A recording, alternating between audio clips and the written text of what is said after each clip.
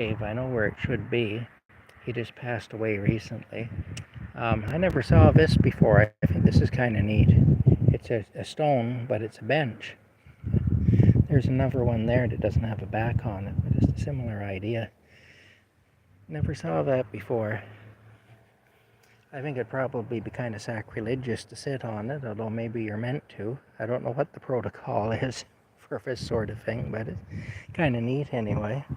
It's different. It's different, it is. Somebody's plant got knocked over. Let me pick it back up here. There we go. There you go. All right. Now, looking for Uncle Dave's grave. He'll be buried with my Aunt Barb, and I know roughly where she is. In here, where her body is. I mean, she's not here, and neither is he. Just the shell that they occupied when they were in this world is here. Oh.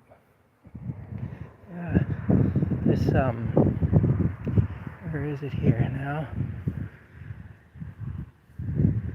Oh, I saw a stone of somebody that I knew. Oh, here we go, Canuel.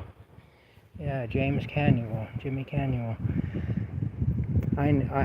I went to school with his younger brother, and I knew the family. And he was actually killed in his early 20s in 1984. Like I say, myself and his younger brother would have been 16 in 84 because we were the same age. And he was killed on a construction site in Ottawa by a wrecking ball. He was hit by a wrecking ball, and that's how he passed away. Just in a terrible accident on a construction site. But I remember when that happened, though. Anyway, they were a really nice family. They were.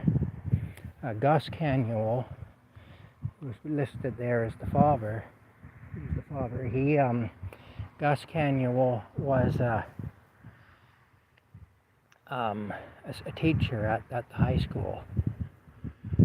Okay, well, there's my dad's grave right there, and my grandparents' grave is here, and I remember Barb was buried in this vicinity too. Dave will be buried beside her. So, let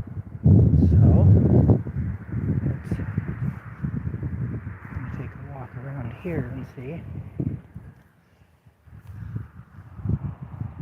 It should actually still look like it's disturbed.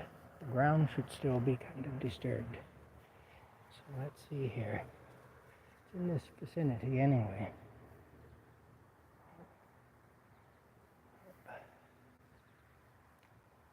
Okay, now.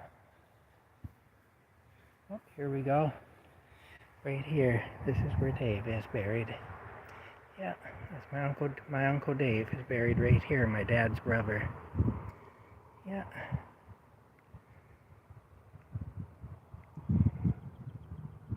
When my Aunt Barb passed away, when we were at the funeral in the church, I actually saw a bright flash of light, a really brilliant, bright flash of light come through one of the upper part of one of the stained glass windows in the side of the church.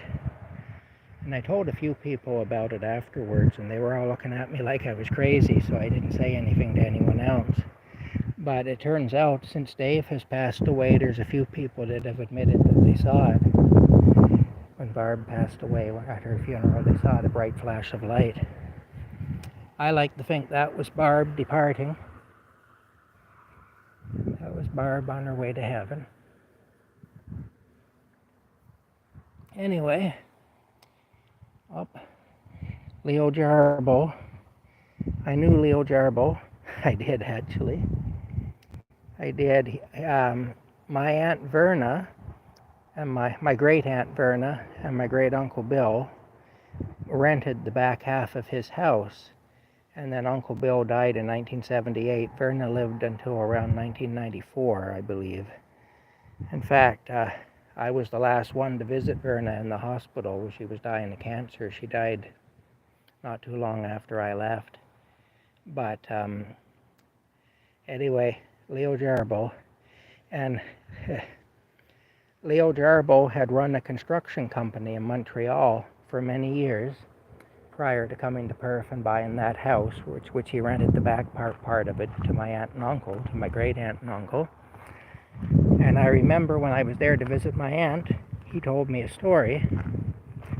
He was talking about how in the 1950s in Montreal there was a big strike, and the unions were kind of in with the mafia, and there was this big strike anyway, and he was upstairs in some meeting with other construction company people, and he sent one of his workers, somebody who was there to assist him or whatever, sent one of his workers to down, he said, to go down to his car and get these documents out of his car that he needed. Well, the guy never came back up. The guy was down there for a long time, and after a while they started to wonder what happened, why hasn't he come back? So Leo, he went downstairs to see what was going on, and he found the guy laying dead beside his car out in the parking lot. He had been murdered, and they figured what happened was there was a hit probably by the mafia or whatever, connected to this dispute they were having with the union, and probably it was him that was supposed to be killed, but because he sent his guy down there, it ended up that his guy got killed anyway. Well, yeah, Crystal, I think that's what it was. I think it was that the soul, my aunt's soul was departing. That is what I think it was. Hi, John. It's nice to see you. Well, sort of, I guess, to see you here, to know that you're here anyway. I'm going to shut this down now because I'm on my data on my phone, and this will be taking up considerable data. But anyway, yeah, that's it. I guess we'll talk to y'all later. I'll be happy when I have a phone I can actually make videos and post them afterwards with, because that will be less trouble. Anyway, yeah, but I do believe that that's what it was. I believe it was my aunt departing, or at least her soul departing. I don't usually visit the cemetery to see my relations or whatever, because I don't believe they're here. I don't believe any of my loved ones are here. I believe they've departed, And what's underneath the ground here, all these stones you see, what's buried beneath all these stones is just the husk, basically. It's sort of like the cocoon that the butterfly occupies, when it's going from a caterpillar to a butterfly. It leaves the cocoon behind. And you don't look at the cocoon and say, that is the butterfly. You say that,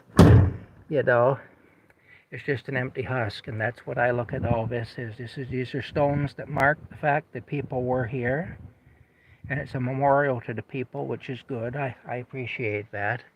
I think that's good and appropriate. But also, I don't think that the people themselves are here. If I passed away and I could be anywhere I wanted to be, this is not where I would hang out. Anyway, that's it. We'll talk to y'all later.